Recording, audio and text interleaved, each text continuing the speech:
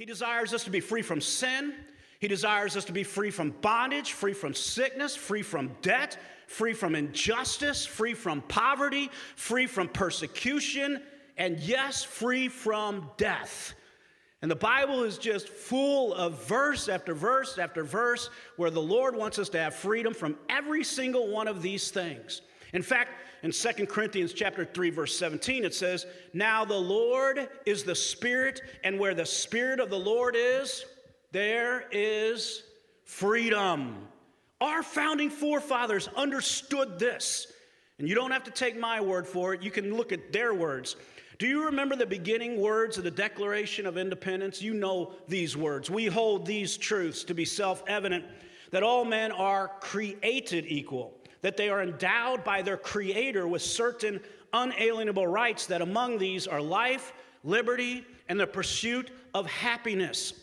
And that key word in that document is the word unalienable. The right to life, the right to liberty, the right to pursue happiness, they are unalienable rights. They are rights that cannot be infringed upon because they don't come from the government. They don't come from the Declaration of Independence. They don't come from the Constitution. You all need to share that with everybody else. Our rights do not come from an American form of government. Our rights come from Almighty God. That's what the framers of our Constitution believed in because they knew what we also have to remember. If a government gives you freedom, a government can take your freedom away from you. And they were about ready to create a country unlike any country on the face of this planet where people had liberty and rights unlike any other person on the planet at that time. But they also knew that those liberties and those rights could be taken away by the next generation or the generation after that if people had the flawed idea that it was somehow some government that gave you rights. And they established the foundational principle that freedom is a gift from God. And if it's a gift from God, it comes from the throne of God. And nobody can overturn the judgment of Almighty God. Freedom is a gift from God. On the Jefferson Memorial in Washington, D.C., the words of Thomas Jefferson, these are his very words. "The God who gave us life gave us liberty. At the same time, the hand of force may destroy it, but cannot disjoin it." Do you see what Thomas Jefferson is saying? And if you do any studies on Thomas Jefferson, you'll find out whether he was a Christian or not is debatable. We know that. He was basically a deist. But when it comes to political thought, he was wise enough to understand this, that it is God who's the one who gives liberty. The force of hand may take liberty away, but look what he said. The force of hand can never separate the fact that a human being has the right to liberty. You can also read these words that he said, "Can the liberties of a nation be thought secure when we have removed their only firm basis? A conviction in the minds of the people that these liberties are the gift of God." Do you see his warning here? Can liberty, can it endure if the concept, if the truth, if the principle escapes the mind of our people that these liberties are a gift from who? Not the government. They are a gift from God. The only firm basis, the only protection of liberties we remember is they come from Almighty God. And Jefferson knew the importance of this truth. Freedom does not come from America. Freedom does not come from the branches of government of our country. Freedom does not come from the House of Representatives or the Senate or any president or Supreme Court. Freedom is granted from Almighty God. Jefferson understood this. If freedom comes from man, then man can take freedoms away, but freedoms are unalienable. They are granted from God. It is a human right to be free and to have liberty. So we have to speak about this truth. We have to keep educating our children about this truth.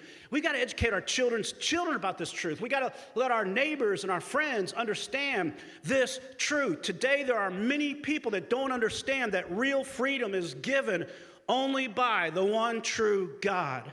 And there's a movement that wants to take God out of the nation's mind. And I say that is dangerous. You know this very well. We live in a world where we got a new term invented for us. It's called cancel culture, right? Cancel culture. And what that means is that If you have a view that's not my view, I get to cancel you.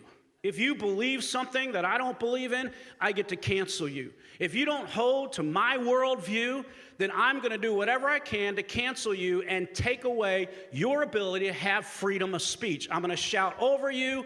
I'm going to mob you. I'm going to do everything I can to prevent you from exercising your freedom of speech because you don't have a right to believe what you believe in. That's called cancel culture. And that goes against everything that we believe in about the First Amendment and about the Second Amendment. And biblically, as Baptist heritage, the ability to have freedom of conscience. We've always felt like that. We've always felt you can't force Christ on anybody. You can't force people to become Christians. Our people that founded this country came from countries where if you were in Germany, you were forced to be a Lutheran. If you were in England, you were forced to be a part of the Church of England. And our founding fathers realized that there is a freedom of conscience, that every person should have the right to form their own beliefs and their own views and practice their religion freely the way that they would like to practice their religion. And folks, I want to tell you something. This cancel culture is very dangerous because the guys that are really behind it, the people that are really behind it, are people that are being drawn in with this concept of Marxism, a political philosophy that turns a nation against itself. And you hear them say they want to tear this thing down and burn it and rebuild it. But I want you to know when a Marxist comes your way, you better be ready to defend yourself, because when Marxists take over any nation, they kill their enemies. They murder them. They slaughter them. They take their money, they take their bank account, they take their land, they take their houses, and then they kill them. They redistribute to who they think should have it, and eventually they enslave the people. Look at Russia, look at China, look at Venezuela, look at Cuba. Folks, that is what Marxism does. They first try to cancel God, but I've got to tell you something right now. You cannot cancel God. God will not be canceled. God will not be canceled.